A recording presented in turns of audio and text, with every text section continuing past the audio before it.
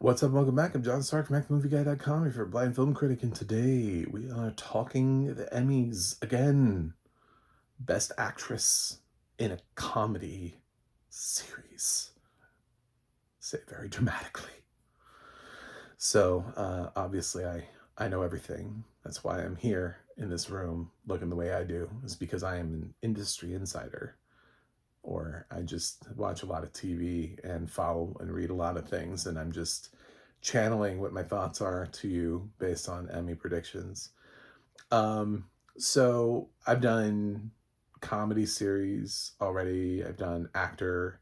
I don't have a lot of hopes and dreams and wishes for people, so I kind of think about campaigns, who's campaigning the show, has it been nominated before. I don't like to jump on bandwagons for shows that haven't been nominated because they don't usually pick up a nomination, especially once you get past the second season. Sometimes you'll get shows that maybe weren't quite there in their first, but then they got there in the second season.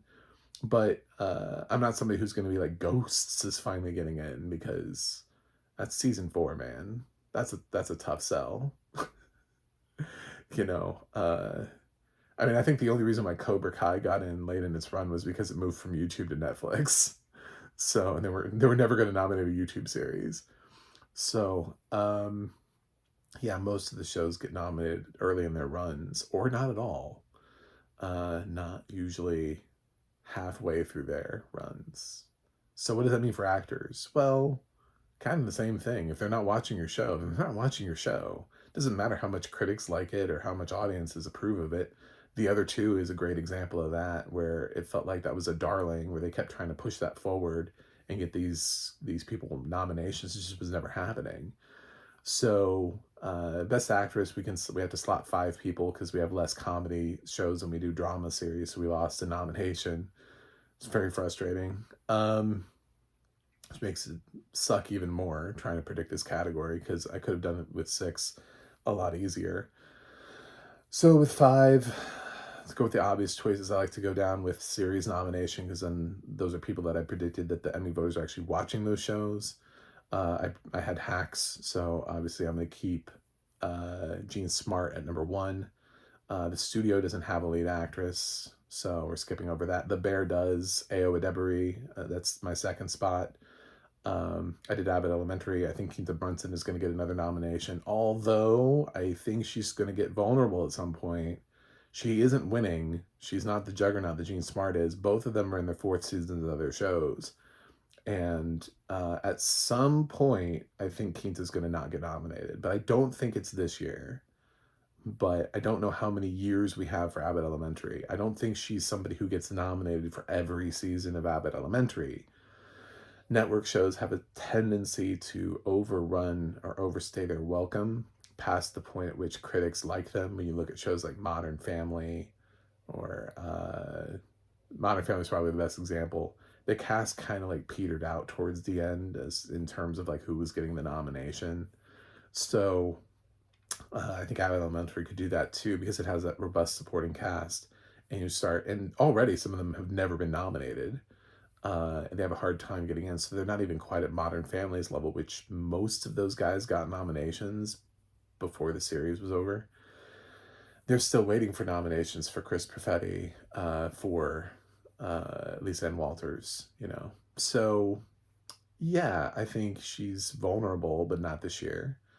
What else did I have in comedy? What We Do in the Shadows. You know, that would be an inspired choice to give Natasha Demetrio a nomination. But What We Do in the Shadows hasn't really been sweeping the acting categories. I think it's just been narrowly getting into comedy series every time. And I kept it in there because it has been getting pretty consistently, and is the final season. If they had 6 spots, maybe. I don't think so. Not with the reduced count of spots, with the fact that we actually lost and went down. So I'm going to have to say no to Natasha Demetrio this year. Shrinking doesn't have a female lead. I had that. And I also had Only Murders in the Building, which would be Selena Gomez. And I think she's absolutely in the mix here. I think she could get a nomination. What else is out there? Like I said, I'm not going to jump on board with Ghosts as much as I would love to see Ghosts get nominations somewhere. I just don't think that's going to happen. There really isn't another network show that's even worth talking about. We're not going to suddenly see a nomination for Reba McEntire for Happy's Place. Uh, it's just not a thing. Um, Amazon has possibilities. If they're, I don't know who they're running for lead in A Toil. I would imagine Charlotte Gainsbourg would probably be the lead for that. I don't know if overcompensating is pushing a female lead, but I wouldn't predict it here. Laverne Cox, her series got canceled. I can't imagine Amazon is pushing robust nominations for Laverne Cox, even though she's a previous Emmy nominee. I think probably coming out of Hulu and FX and that whole zone, English Teacher doesn't really have a female lead, so that kills that. I've already mentioned The Bear. Paramount Plus doesn't really have any notable sitcoms. I suppose Colin from Accounts, but we don't have enough nomination spots for Colin from Accounts to break into the race as an Australian import in its second season that wasn't nominated the first time around. I know they're submitting it. I just don't think it's here. HBO has some other shows, but I think the biggest disruptor they have is how Emmy voters view The Rehearsal, with Nathan Fielder or The Rehearsal being able to make it into either actor or show. They don't have a lead actress for that. Bookie is not going to get into the actress race. We had The Secret Lives of College Girls. That I don't think that's going to break into the comedy race. Apple has had a couple of other shows this year. Mythic Quest has never been able to get nominations. And it kind of winds down to Netflix. And then also, do I think that Agatha All Along, Catherine Hahn, can get a nomination? Or do I think that we're going to retain a nomination from somewhere else? Where do I think these nominations are coming from? So, the problem with Netflix is that Netflix has too many damn shows that qualify in this race, so they have to campaign them, and they sort of have to campaign them equally. I've talked about this multiple times. In comedy series, it's a little bit nuts for them. So they have to push Kate Hudson for Running Point. They have to push Kristen Bell for Nobody Wants This. They have to push Uzo Aduba for The Residents. They have to push Tina Fey for The Four Seasons. Presumably, I think she's probably being billed as lead because she's in every episode and they follow her. And I think she's a writer on the series. So, and then they still have actresses like Michelle Buteau for Survival of the Thickest. They have a lot of actresses that they have to push. I mean, they still have Cobra Kai, but I don't think that affects the actress race, but I suppose it could. If Peyton List is being pushed here for playing Tori. I don't think that's a comedy nomination, but arguably Ayo is not that hilarious in The Bear, so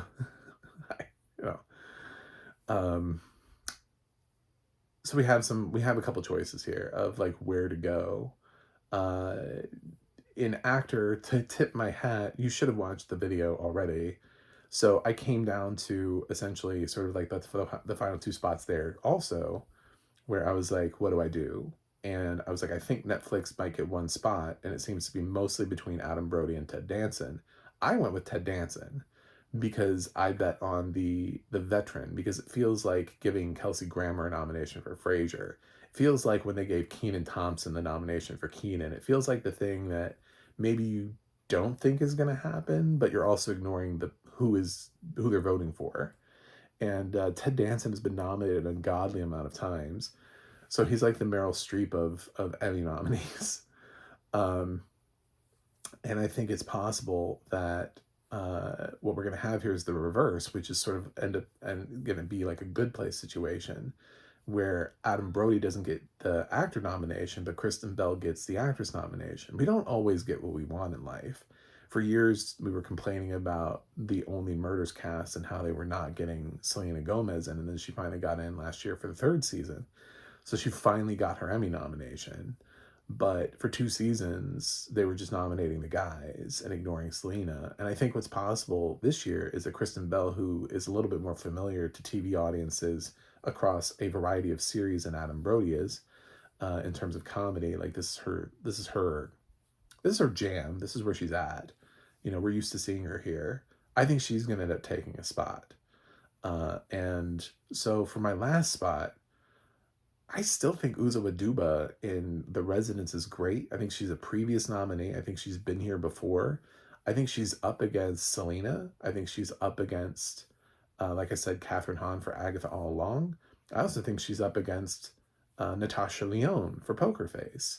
Now, Peacock wasn't able to get Poker Face the Emmy nominations that it deserved in its first season, but we've had time to think about it and talk about it. So I think Natasha Lyonne is absolutely in the mix here. I think it's going to be those ladies. And I'm not going to discount the fact that Kate Hudson is a big name in this race, and that Kate Hudson for Running Point wouldn't be the weirdest thing in the world. I don't think her show has been quite as critically well received as some of the others, but I do see a path forward for her getting that 5th spot. So of all of the actresses I just said, who do I lean toward? I want to lean toward Uzo Aduba, but I'm worried that The Residence is not going to quite resonate as much as some of the other shows. So, barring Peacock being able to get Natasha Lyonne in, I think Selena's probably going to slide out. I didn't predict either of the Only Murders guys in lead actor. I think Only Murders is going to start showing its age. I think for the 5th place spot, as surprising and shocking or whatever as it may be, I think I'm going to cave. I think I'm going to give it to Kate Hudson for Running Point. I don't think it's the nomination I want, but I never usually get what I want in terms of nominations. So the fact that I want Uzo Aduba, or I want Catherine Hahn, or I want Natasha Lyonne means the category would be too perfect if one of them got in. So I'm always a little surprised or disappointed by who got in and who got left out.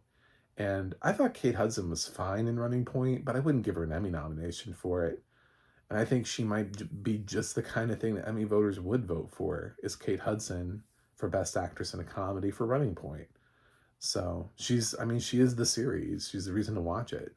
So I'm going to give her spot number 5. I debated about this a lot, about slotting Natasha, about slotting, Catherine, figuring out, and even Uzo. I would love to say Uzo Aduba in that final spot, but if we had 6 nominations, it would be easier.